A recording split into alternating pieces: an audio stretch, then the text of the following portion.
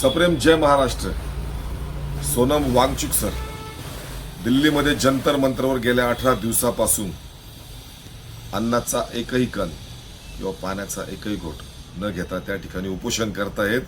भारताच्या तरुणाईसाठी, जी तरुणाई आपल्या देशाचं भविष्य आहे. 3 इडियट्स नावाचा चित्रपट सगळ्यांनीच बघितला. चित्रपट बघत असताना त्यातून खूप आनंदही घेतला आणि त्यातून नेमकं काय शिकायला मिळालं ते सुद्धा तरुणाईंनी बघितलं. रांचो नावाचा तो तिघांमधला ज्यानं खूप छान त्यात अभिनय केला तो असा आमिर खान.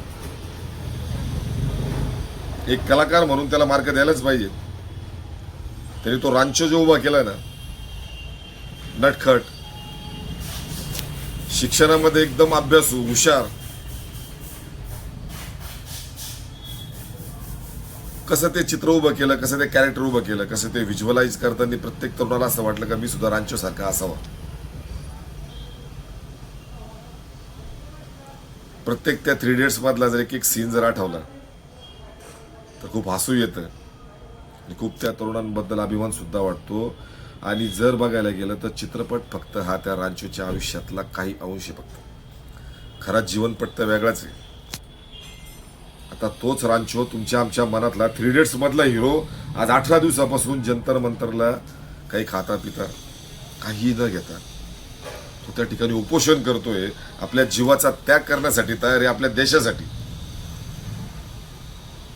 सत्ताधाऱ्यांना एकही खासदाराला आमदाराला जाऊशी वाटत नाही जंतर मंतरवर. त्या माणसाचं उपोषण सोडूशी वाटत नाही. खरं मार्क द्यावा त्या मनमोहन सिंगला, देशाचे तत्कालीन पंतप्रधान. अण्णा हजारेंनी 11व्या दिवशी उपोषण चालू असताना त्यांनी जाऊन ते उपोषण सोडवलं. काळजी होती, उपोषण करणाऱ्या माणसाची काळजी होती, त्याच्या जीवाची काळजी होती, म्हणून त्यांनी जाऊन ते उपोषण सोडलं आणि सरकार त्या अण्णा हजारे समोर नतमस्तक झालं. पण आज गेल्या 18 दिवसापासून आपला रांचो, आपला हिरो उपाशी हो.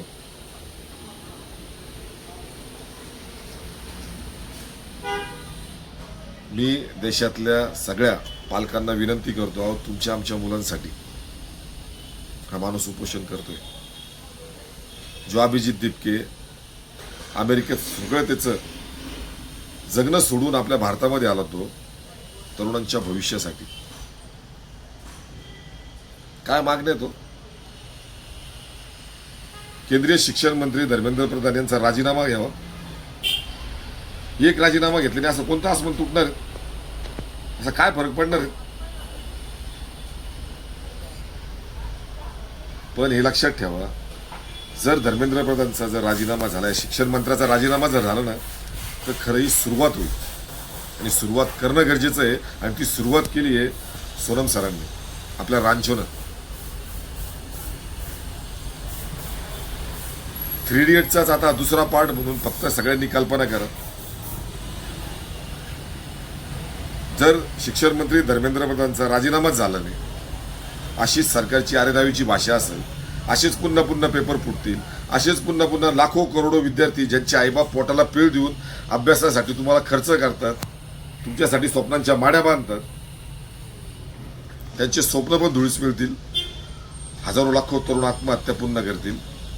20 का 21 तरुणांनी केल्याच आहेत.